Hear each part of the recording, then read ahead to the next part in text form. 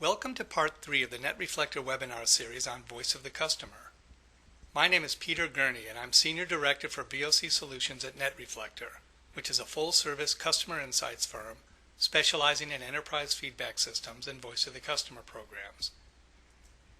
In the first session, we offered some definitions, discussed sources and methods for gathering and analyzing VOC, and shared a few ideas for getting started with the VOC program. Then in the second session, we looked in more detail at how VOC is used in organizations and who uses it. We also discussed some of the tools and reporting techniques that you might want to consider, and we shared tips and best practices for applying VOC data effectively. In the final session, VOC Programs, we'll look at how you can get VOC up and running in your own organization, what resources you'll need, how to get buy-in from stakeholders, and how to get them to take effective action on the results. Let's begin with a short review of some points that were covered in the previous sessions. We said that VOC refers to anything that customers say to your organization or about your organization, regardless of how or where they choose to say it. And we said that the sources of VOC fall into three main categories. First, there are the cases in which we reach out to customers through surveys, focus groups, depth interviews, customer panels, and other traditional market research methods. Second, there are the cases in which customers reach out to us. They do this by calling, emailing, filling in comment cards, or sending letters. The third category is when customers reach out to other customers or potential customers. It includes rating sites, blogs, community forums, and social media like Facebook and Twitter. It also includes word of mouth, where customers talk about their experiences face-to-face with friends and family. This information can be gathered and funneled into very specific applications that benefit a wide range of stakeholders in the organization. We mentioned 6 ways that VOC is typically applied: monitoring key metrics, providing alerts for service recovery, rewarding and recognizing employees, supporting continuous improvement initiatives like Lean, Six Sigma, and TQM, supplying content for internal training and communications, and providing data for in-depth analysis.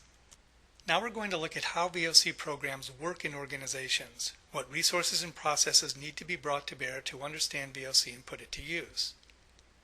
At the highest level, there are 4 primary functions of a VOC program: gathering feedback from multiple VOC sources, analyzing the information to identify relevant customer issues, needs, preferences, and trends, communicating findings to internal stakeholders using a variety of reporting techniques, and advising stakeholders on how best to use the information to achieve their business goals.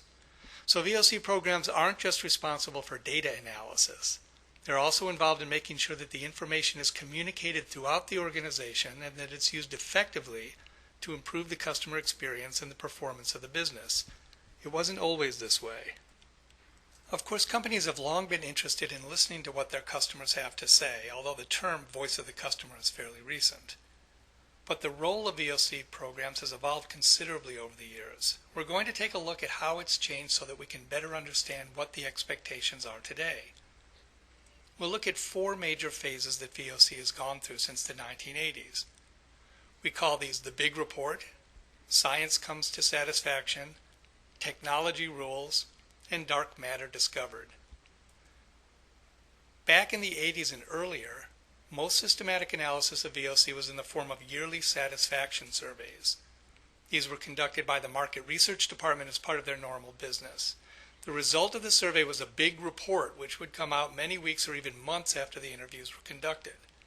It had limited distribution and was generally used as a high-level strategic document. Of course, there were other forms of VOC coming into the company, things like calls and letters and comment cards. But there was seldom any attempt to consolidate this information to get a broader view of the customer experience. In those days, VOC was pretty much survey-focused and a function of the Market Research Department. In the late 80s and early 90s, researchers started applying more analytical firepower to satisfaction surveys. They did statistical modeling to understand what the most important factors of satisfaction were, and they tried to understand how to increase customer loyalty and profitability by improving the customer experience. At this time, it was also becoming more common to hold managers accountable for VOC results by linking satisfaction scores with performance and compensation. As VOC research became more sophisticated, specialized teams were formed within market research departments to handle the work. But the emphasis was still mostly on surveys and focus groups. Data from calls and letters and comment cards were handled separately in contact centers and stores. Starting in the late 90s, VOC changed dramatically as a result of technological advances.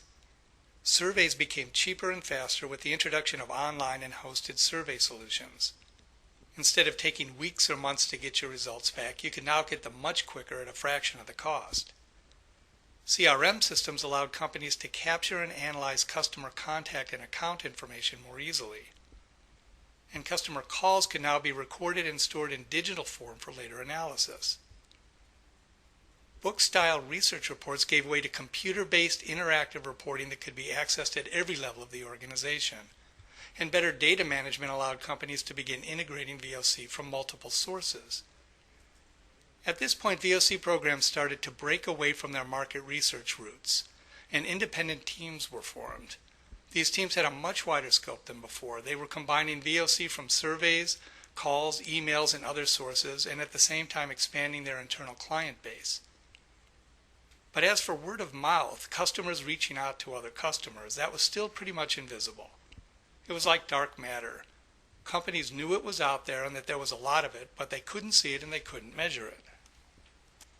All of that changed when customers started bringing their conversations onto the web, on consumer feedback and rating sites, on user forums and blogs and other social media. Suddenly, word of mouth came to the foreground. You could listen in on your customer conversations about your company and your competitors. At the same time, more sophisticated text and voice analytics programs came out, making it easier to analyze large amounts of unstructured data. This change has been huge. Now, the full range of VOC can be brought together and used to evaluate and improve the customer experience.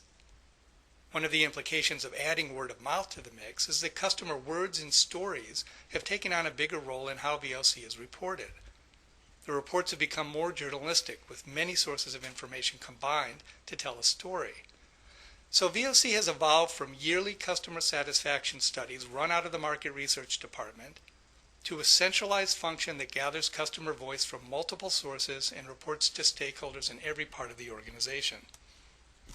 In a minute, we'll talk more about how VOC programs work within organizations, but first let's look at the resources that are needed to build an effective team. One question that comes up a lot is, how big should the team be?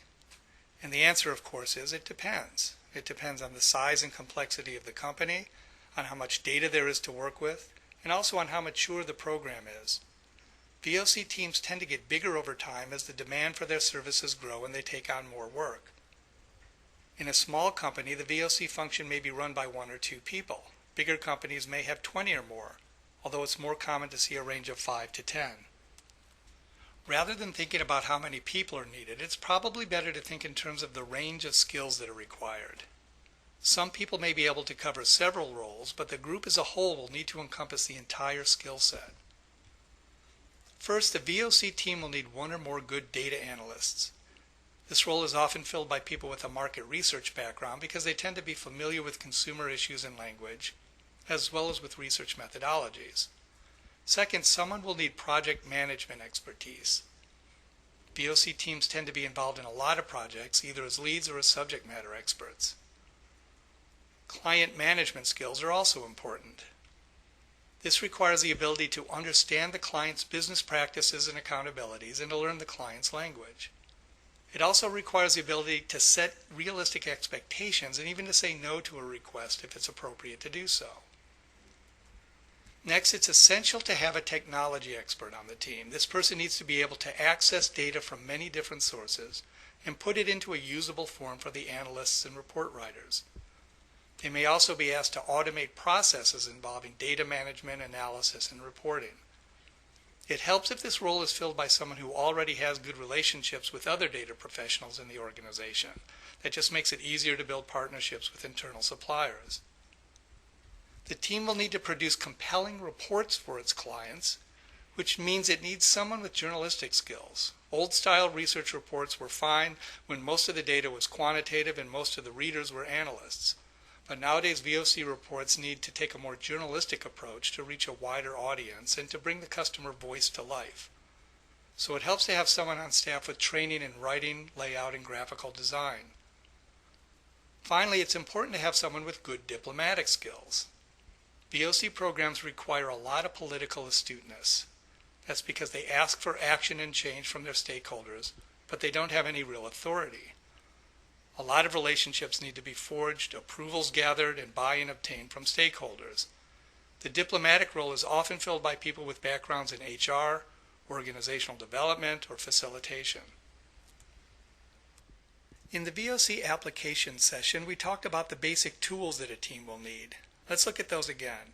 First, you'll need some way to conduct surveys. You can subscribe to do-it-yourself survey tools for not much money, but you may also want to buy into a more robust system, particularly if you're going to be conducting transaction-based surveys. You'll probably also want business intelligence software for building and updating dashboards. Depending upon the type of business you're in, you may need a way to gather internet buzz about your organization. Whether it's something simple like a free alert system or RSS feeds, or a more expensive program that uses sophisticated search and analytics tools, it's a good idea to include internet-based data in your VOC. If you're doing your own analysis, you'll probably want a statistics package like SPSS or SAS or Minitab. And if you want to create compelling reports, you should invest in one or two graphics programs as well as a desktop publishing program. Finally, many companies are installing voice or text analytics software to analyze unstructured data, or paying outside firms like NetReflector to do that work for them. So those are the basic skills and tools that are needed to get a VOC program up and running. Now let's look at how VOC teams interact with the organization and how they can get stakeholders aligned and engaged. We said that VOC teams reach out to the whole organization, but whom do they report to? Again, it depends. The most logical place for the team to sit is within an organization that oversees the entire customer experience. This type of group is still rare, but it's becoming more common. Often it will be led by a Chief Experience Officer or Chief Customer Officer. It's also common to find VOC under the office of the COO, often within corporate services or an equivalent department. Occasionally, VOC resides in an operational excellence group or some similar function that oversees process quality and improvement. And in many cases, the VOC function is a part of either the customer service or the market research department. It makes sense that VOC would have originated in one of those areas, but we don't recommend keeping it there because it really needs to have a broader scope than these departments typically encompass. Regardless of where it sits on the org chart, the VOC function will have an enterprise-wide scope. It will be served by a wide range of internal suppliers, and it will serve a wide range of internal customers. VOC teams generally don't own or manage all of the sources of data they use. Typically, they form partnerships with the groups that do own the information and set up arrangements for extracting the data they need on a regular basis. The data suppliers could be in many different places. You can see a few of the possibilities here, including marketing, finance, contact centers, and even HR. One of the first tasks of a centralized VOC team is to identify all of the relevant VOC data sources and their owners. Each of these groups collects information for its own purposes, so the data won't necessarily be in a format that's easy for the VOC team to use or in a system that's easy to access. That's why it's essential to build strong partnerships with the various internal suppliers. It helps to sign service level agreements to ensure that the data are delivered in the right format and at the right time. Managing these relationships can be challenging because the data suppliers are busy people who have their own work to do. They're not necessarily motivated to help the VOC team, so it's a good idea to find a way to make it worth their while. This could be by providing useful analysis that they wouldn't ordinarily conduct themselves, or even by making them look good by giving them credit on your reports and presentations. Ultimately, the success of the program will depend on how well you serve internal customers, which means using VOC to help them meet their business objectives. One-size-fits-all reporting won't be effective. Different customers will have different objectives and will need different information and insights. Some will be accountable for increasing sales or market share, others for reducing complaints or improving processes, or developing new products and services. VOC can help drive all of these outcomes, but the analysis and reporting needs to be adjusted for each internal customer. Getting buy-in is essential, and one way to do this is to conduct pilot projects in order to provide proof of concept. As customers see clear evidence of the value of VOC, they'll align themselves more closely with the VOC team and become supporters of the program. It's important to make it as easy as possible for internal customers to work with the VOC team. This means having a single point of contact, developing simple procedures for requesting information, and distributing reports that are easy to understand with a clear call to action. Realistically, you'll probably encounter resistance from some of the managers you're trying to help. This is particularly true if the results are linked to compensation, a topic we discussed in the VOC Applications webinar. In general, you can expect 3 stages of resistance. First, the validity of the data will be questioned. You'll hear that the sample is too small or not representative, that the survey questions are poorly worded, that the rating scales are the wrong size, and that your conclusions are incorrect. What they're really saying is, don't bring me any bad news. You should be prepared for these objections and have answers and evidence ready when your first reports come out. In the second stage, you'll hear that the information isn't actionable. What they really mean is that they're busy and they don't need anything else on their plate. You can overcome this objection by focusing on helping clients achieve specific business objectives, by including a clear call to action on all reports and presentations, and by collecting some case studies to demonstrate how VOC can be used effectively, all of which we discussed in the last slide. In the third stage, you may hear that the program isn't working. This happens when neither you nor the client can establish a clear link between VOC and specific business outcomes. It's important to be able to show that the actions taken result in more sales, increased retention, fewer complaints, etc. That means you'll need to be very clear about what outcomes you're trying to achieve and to have good measures in place to track the results. And if you find that you're not achieving the results you thought you would, you need to be willing to change your course and try something else. I've been describing a template for a fairly mature VOC program, but sometimes it's best to start simple, focusing on a few sources and customers, and then expand the program over time. Each one is different, but there are some common characteristics of VOC programs in their early stages versus those that are more mature. In early stage VOC, it's common to focus on surveys and to produce fairly simple reports using spreadsheets and charts or some standard online reporting system. The team may spend most of its time compiling data and updating reports rather than directly helping stakeholders apply information. The way that VOC is applied may be limited to monitoring some key metrics and conducting service recovery. And early stage programs tend to push information out to the organization rather than responding to requests for information from stakeholders.